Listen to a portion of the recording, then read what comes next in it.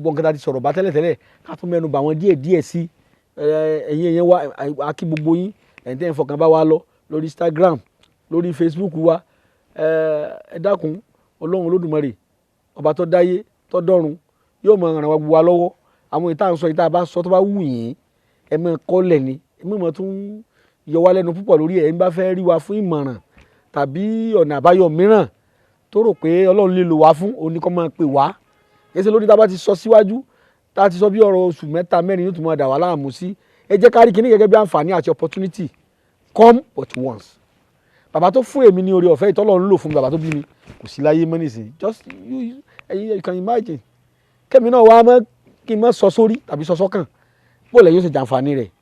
ẹ̀yin èèyàn wa ẹ jẹ́ n padà síbi ọ̀rọ̀ mi ẹ máa bá wa ká lọ ní orí Facebook wa Instagram wa ìgbà wáṣẹ̀ ẹ̀yin èèyàn wa Ọlọ́run Olódùmarè yóò dúró tì wá. ẹgbẹ́ jíde ìdùnnú ṣubú láyọ̀ ìwọ táyé ń pọ́n lójú májànsẹ́ mọ́lẹ̀ mọ́ ọ̀nà àbáyọ rẹ̀ ti wà lọ́dọ̀ Alhaji Sulaimanu Ẹgbẹ́jí Elédùà àṣetìẹ́. iná ti di ọlọ́jà pẹ̀kọ́rọ̀ kánú oko òjò kàtàkàtà wọ̀ ló ti bá wọn rẹ́yìn ọ̀gbẹ́lẹ̀ Alhaji Sulaimanu Ẹgbẹ́jí gbogbo olè Ògbómọ̀ṣọ́ ojúlówó oníṣègùn ìbílẹ̀ dé ti bélégbodò tẹ́ múyẹ́múyẹ́ agẹ̀sìnjáwé ọ̀dọ́sọ̀ọ̀gùn olóògùn kàǹkàtì kanakana orí ẹ̀ ń fò rákínrákín àgbègbè bẹ́ẹ̀ ń fò rágàjìgì oníṣègùn ìbílẹ̀ ju oníṣègùn ìbílẹ̀ lọ ìwọ tíṣẹ̀ rí ò lọ déédé ìwọ tá ìsàn kan dà láàmú nù àgọ́ ara ìwọ tó ń fọwọ́ sùn nù gírí gbígbẹ ìwọ tó ń ní ìjákulẹ̀ ìwọ tó fẹ́ lọ ló òyìnbó tó rọ́nà lọ ìwọ tó rí lẹ́kọ́ ìwọ tó rí nǹkan rẹsẹ̀ rí kàn sí Alhaji Sulaimanu Ẹgbẹ́jí gbogbo olè Ògbómọ̀ṣọ́ ẹlẹ́yinjú àánú tí bá ní bẹ́lúwa ẹlẹ́yinjú oore tí mẹ́tutù àwọn àgbà Alhaji Sulaimanu Ẹgbẹ́jí ẹ lè pè wọ́n sórí nọ́mbà yìí 08033580664 Alhaji Sulaimanu Ẹgbẹ́jí ẹni kọ̀pẹ́ ìgbàgẹ̀rẹ̀ ní òru ẹni kọ́lé ológbojò ní òtún mọ́. ẹni tó robi sí ọ ni bí ó padà bá. ibi ò ní bá wa tọmọtọmọ ẹ sá mọ sàmì. irú ẹ̀ ní àwọn bàbá wa ṣe fi irú opportunity àti àǹfààní yìí oore ọ̀fẹ́ yìí kalẹ̀ tí wọ́n ń lò nígbà wáṣẹ̀ táwa náà lè lò torí ẹlòmíì èdè òye tẹ́ ẹ máa ń sọ̀rọ̀ egbògi tàbí oògùn yóò rò pé bóyá òrìṣà ni tàbí bóyá nǹkan tí ó lè múyàn kọlu Ọlọ́run ni rárá o àwọn olóyìnbó ń pe kíníkan ní presentation tó bá ṣe ìṣàgbékalẹ̀ nǹkan rẹ sí níwájú Ọlọ́run ló sì bá àti àníyàn tó fi ṣe èrò ọkàn rẹ now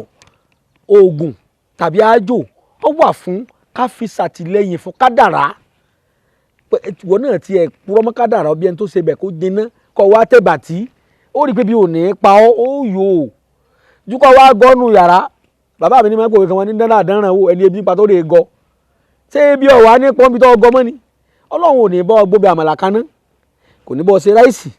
ìwọ ló ronú èlùbọ́ tí wọ́n bọ̀ wọ́n lé àná rẹ̀ àbí bí wọ́n ti bọ̀ àbọ̀dẹ̀ kan ló bọ̀ lílùbọ̀ ìyá alábọ́já ẹ jẹ́ lọ wọ ewé dúkà hàn ẹ fi rú sí bí àbátí ẹ̀rọ mi ọbẹ̀ lẹ́bàjẹ́ yóò àtàwọn ọmọ àbí kẹ́yìn akọ́ sí tàbí kó ní wọ́n bọ̀ ṣe ráìsì Ọlọ́run ó ti sọ mọ́nà kalẹ̀ ṣáájú ní ayé àtijọ́ ni kì í ṣe láyé nígbà wáṣẹ̀ jọ̀njọ̀n ni ní ìsìn ó gbìyànjú ni Ọlọ́run fi sọ nínú Al-Qur'ani pé man jada bada bismillahir rahmanir rahim man jada fina lanahdiyanahum subulana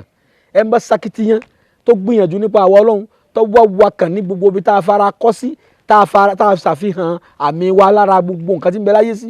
tó o bá gbìyànjú tó sakitiyan tó ń bẹ lọ́n tó ń gbàdúrà nípa wa Ọlọ́run ló ń búra pẹ̀lú lámúlẹ̀ kásámù ni mo búra pẹ̀lú orúkọ mi tẹ́nìkan kò lè bá mi jẹ́ nadiyanahum máa fi